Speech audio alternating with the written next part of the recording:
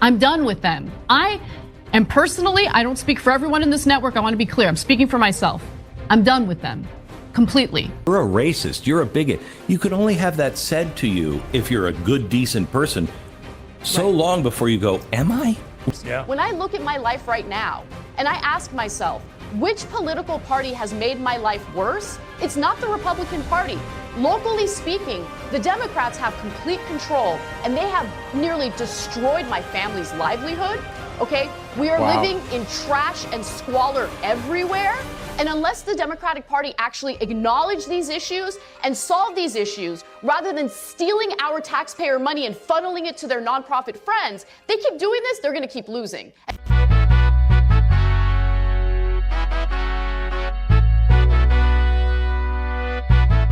What is up, guys? Tyson DELACRUZ here. Thank you so much for rocking with me. Anna Kasparian goes off on the Democrat Party, saying that she was lied to, she felt deceived. She goes on Piers Morgan and Glenn Beck saying these things. It is really fascinating to hear this kind of awakening from Anna Kasparian. I'm not sure if it's a ploy to keep her media job or if she's doing it because she actually feels like she was lied to. I'd love to know your thoughts on this. Drop your comments down below. Smash the like button if you kindly would. Let's jump into this video with Anna Kasparian and Piers Morgan. Is a small but incredibly loud and influential faction of the Democratic Party. This is not indicative of all Democrats. This is not indicative of all Democratic lawmakers. This is a small group of activists who like to bully, who like to go to city council meetings, who like to go to various rallies and essentially be loud, be threatening, be aggressive until they get their way. And for far too long, the Democratic Party has been terrified of these little mobs of people, these little mobs of activists, and have basically just carried out what these activists want. And I just think that they need to be a little smarter than falling prey to the whims of various activist groups, because they are not representative of the majority of Americans. The majority of Americans, especially in a state like California, want homeless people to be housed, but they also understand that this issue is far more complicated than the housing first policy of throwing anyone who doesn't have a home into an apartment, right? Because the fact of the matter is we have severe mental health issues out on our streets right now, people who are struggling with severe drug addiction. Some of these people actually do have families to go to or homes to go to. They need a different type of service. They need rehabilitation, not harm reduction, where we're just passing out needles and crack pipes thinking that it's going to solve the problem. It has not solved the problem. It has made the lives of these individuals struggling on the streets far worse, and it has also made the lives of hardworking, tax-paying Americans in states like California a lot worse. When I look at my life right now and I ask myself, which political party has made my life worse? It's not the Republican Party. Locally speaking, the Democrats have complete control and they have nearly destroyed my family's livelihood. Okay? We are living in trash and squalor everywhere. And unless the Democratic Party actually acknowledge these issues and solve these issues, rather than stealing our taxpayer money and funneling it to their nonprofit friends, they keep doing this, they're going to keep losing. And I'm going to keep speaking out against them. I don't care how much they hate Trump. I don't care how naughty the Republicans are being. Right now, the people having a negative impact on my life is the Democratic Party, and they need to change their ways. When we say we want to change the status quo, it doesn't mean we want to live in anarchy. It doesn't mean that we want to have $24 billion of our taxpayer money in California stolen by these nonprofits. It means that we want working people to be rewarded for their hard work. We want affordable housing. We want better working conditions, higher wages, better health care. These are things that Democrats used to purport to want to do. They don't do any of it anymore. And so I'm done with them until they change their ways. Yeah, I completely understand it. What do you guys think about that? Drop your comments in the comment section down below. Anna Kasparian is having some type of awakening on how much the Democrat Party has actually been lying, not only to her being part of the Democrat Party, but also to the public. We've seen that. We've seen that with the gaslighting. We've seen it with, particularly in this most recent instance with Joe Biden and Jean-Pierre saying, hey, we're not going to pardon Hunter Biden. No, no, no, no, no, no, no. Gaslight, gaslight, gaslight, gaslight, gaslight, gaslight. This is all that they do. And then what do they end up doing? They end up pardoning Hunter Biden. Here is Anna Kasparian on the lies of the corporate media and the Democrat Party. Definitely be honest about my own flaws and my own mistakes, because I bought the mainstream media narrative that there wasn't a migrant crisis. Really? And yeah, I did believe it. I believe, because look, I was an idiot, because I mean, who do you trust in today's media landscape? I know. Right? There's a lot of liars out there. Yeah, and when it comes to mainstream media, the fact of the matter is they do play defense more and more for the Democratic Party. And that's an issue, because there was a time when that didn't happen. And so I still believed in their good faith reporting, even though it turns out, a lot of these reports would omit really important details about what's really going on. And so it wasn't until Texas Governor Greg Abbott started busing or sending migrants to blue cities. Texas Governor Greg Abbott saying undocumented illegal aliens arriving in Texas will now be bused and dropped off at the United States Capitol. Where that woke me up, that woke a lot of people up, and suddenly America realizes, oh, there is a migrant crisis. Why did that wake you up? Well, because all of a sudden you're seeing migrants sleeping on the floor in the police department in Chicago because they don't have shelter for these people, right? You're seeing, these. I love watching streams of city council meetings, because that's how you understand what's really going on in these cities, right? These are real people who live there, and they get their opportunity to speak. Chicago's been an amazing thing to watch. Trump, Tom Homan, make an example out this Negro right here first. Please come here first, because you know what? We're going to help you. We want a forensic Ma'am, I would audit. ask that you, We want a keep your, forensic hold on a audit. second, stop her time. Stop her time. You told Trump you ain't gonna blink? Well, we ain't either. You ain't above the law. And where you gonna run to when Trump pours that Trump card out on you? There's a 10-year prison sentence when you want to stand up here for those illegals. You all sit up there and said you will not allow Trump to come in here and get these illegals. Yeah, you can smile. We're in a $1 billion deficit.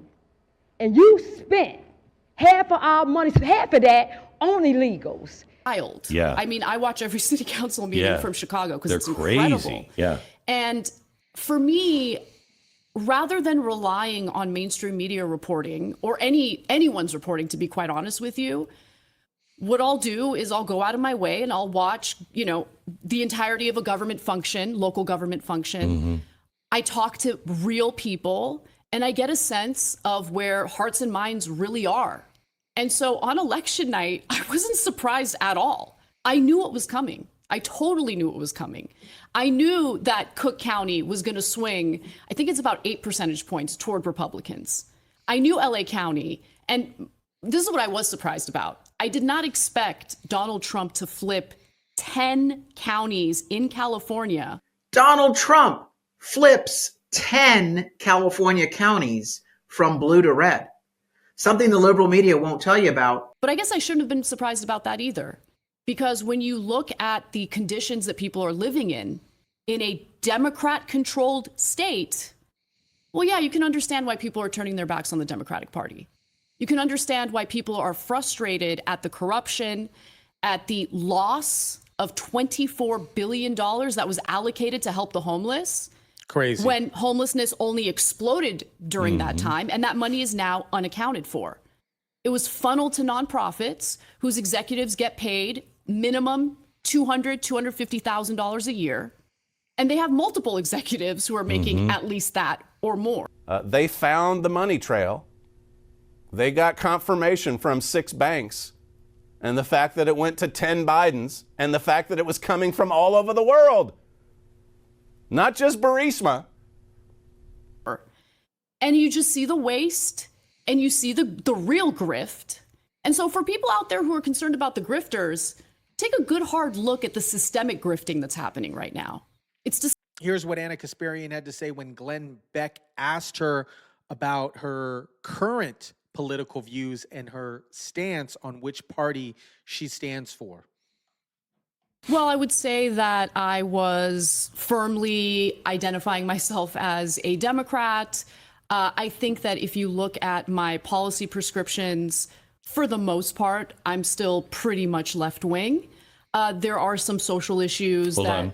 Definition of left wing to you. Is that Democrat or left wing? What does that mean? Well, left wing in regard to, I would say like one of my grounding political values is that workers should have better pay, better working conditions, a seat at the table. Unionized labor, I think, is incredibly important, which, it's something that's been decimated in recent decades in this country. But that's like my number one interest in politics. And that's not really something that has really been favored by the Republican Party, traditionally speaking. And historically, unionized labor was something that the Democratic Party looked out for. And I don't really see that as the case anymore when it comes to the mainstream Democrats. They're certainly more corporate now. They're certainly captured by their corporate donors. But there's another reality that is literally looking down on them. Greg, look at the ring of sweets, okay? This is not unique to Democrats. There is a game of money. When people talk about uniparty, we are strangled by the money reality in our politics. Those suites start at 500 grand. You think there's like a teacher group up in there? You think it's like the Cub Scouts of Columbia County, South Carolina, that's up in those boxes? Some of them are lobbies and good things. The media boxes, you think they're free? Why do you think I'm on the floor? News Nation is not a broke company. Nexstar is a massive organization. We are corporate media. We don't have one of those boxes because that's the game. You pay to play. I think that the way that this last election went down really does show you the kind of political strategist rot that exists, the corruption that exists, and there's real tension now between the voters who want very specific policy prescriptions in order to deal with the rising inequalities that we have in this country when it comes to wealth and income. Sure. And then you have the Democratic Party, which is heavily funded by corporate interests and moneyed interests. And what those donors want severely conflicts with what the base of Democratic voters want. And so this has been a growing issue with the Democratic Party. And what I see as, their campaign call is more and more culture war stuff. And it gets more and more extreme every election cycle. And I think that they're pushing more and more people away by sticking to the corporate politics while also getting more and more maximalist when it comes to some of. We definitely saw this last political presidential cycle with the culture voting, if you would, or racial voting or racial baiting. She breaks down with Glenn Beck on what she actually means by this. We're talking about individuals whose politics is mostly based on, some fringe issue or some cultural issue that they have. It's not just that they care about that issue, it's that they've taken that issue and they've made it part of their identity, the core of who they are. And it's almost like what you would expect from religious zealots. And so there's a fundamentalism involved in the way that they treat these issues, and there's no room to negotiate. There's no room to maybe consider the thoughts and concerns of other individuals. And so as they become more and more kind of like authoritarian in what they demand, they are pushing people away. And there are some issues in which the rights of one group might actually end up conflicting with the rights of another group, depending on what type of legislation you're pursuing. And so, of course, this has come up with the trans issue.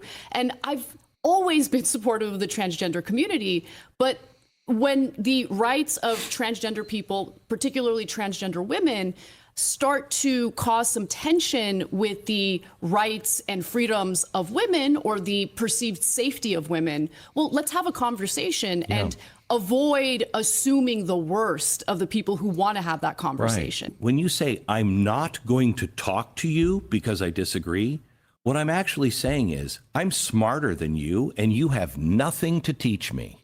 Yeah, and ironically, that's actually the dumbest way to proceed, because one thing that I have noticed is as the left kind of avoids any debate or conversation with individuals they disagree with, well, their ideas don't really get challenged, right? Your ideas get challenged in a debate, in a good faith debate. I'm not talking about, you know, right. gross, you know, rolling around in the mud type stuff. But, you know, I like when my ideas are challenged because it forces me to consider the flaws or a blind spot that I might have. Yes. You know, and that's so I want to make good arguments. I think the left is so weak right now, so easy to take apart. Yes, because you're right about that. I've been thrown up against the wall for the last 20 years saying, you're a racist, you're a bigot. You could only have that said to you if you're a good, decent person so long before you go, am I? What am I doing that makes me appear that way? What is it? And you self-examine and you either fix or you become stronger. No one's thrown the left up against the wall.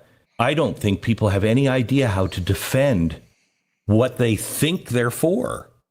I mean, it's interesting because I've been forced to realize this when I've been making arguments to my audience, to the left, in regard to, hey, you know what? We've implemented this criminal justice reform policy, and it's actually not working out the way we expected. We need to tweak it here, recalibrate it there, and maybe, you know, this policy could actually work out really well. Let's fix these little gaps that we see. And rather than consider that I'm coming at them in good faith because I want these policies to work, all they do is just call you a grifter. Yeah. Okay, So- that's it. so and let that's the thing. You can call me whatever you want. Call me a grifter if you don't want. care, yeah. But please try to contend with what I'm saying. Like, debate me on this. I want to have an actual exchange. If you just think that you're going to call me a grifter and move along and that's good enough, that's not good enough. Yeah, I think that's the biggest issue with the Democrat Party is once you challenge a particular norm in which they perceive, they do call you a racist or a bigot or whatever. And that is generally what they do. They're not even open to a potential challenge and even having a healthy debate about what is actually going to work, what is actually going to make the country better, not just be stuck in their own ideology without any challenges. And that is I think that has been the defining moment in regards of the Democrat Party, specifically in this recent election. And we see that people are absolutely fed up with no challenge to their particular ideology. And if you question it, you're labeled as something that you're not. I'd love to know your guys' thoughts on this. Drop your comments down below. Smash the like button, share, subscribe. And as always, I'll catch you on the next one.